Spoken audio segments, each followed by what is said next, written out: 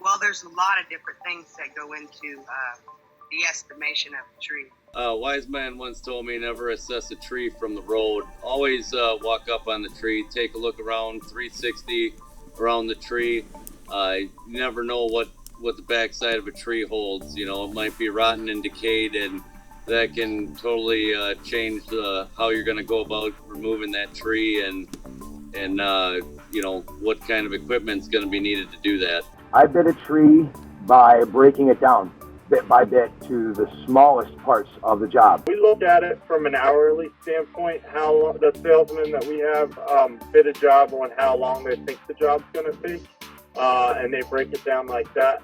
And then I get a work order that gives me an idea of how much time we're going to be spending on a property. My customers like it when I can break it down for them and itemize it to show them where their money is going, rather than just saying, "Oh, I think that tree's about $1,500.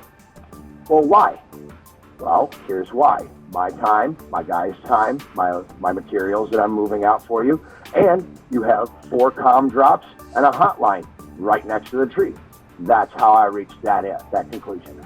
Also, a big part of it is obstacles, you know, in the way of hazards. You know, are you removing a monster oak tree, you know, overhanging umpteen million, service drops, primaries, pole-to-pole, houses, garages, you know what I'm saying? You know, those are all big factors. But I think the biggest one is knowing the capabilities of your crew. Who do you have there? What skill set is there? What is their speed? You know, how well versed are they in being able to develop a complex rigging situation with no guidance? I usually gauge the neighborhood that I'm bidding in. I gauge how far it is going to be to have the groundsman drag it out. How much equipment am I going to need? Do I need loaders and things like that, or is this something I can do, you know, by hands? How many guys? How long will it take? And of course, then the obvious things, how big is the tree?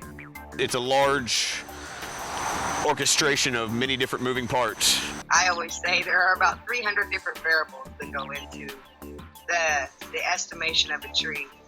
For me personally, I know the set rate that I want to get per man hour, and then I usually gauge based upon that time it's going to take and everything else I'm going to need, try to come up with a number like that.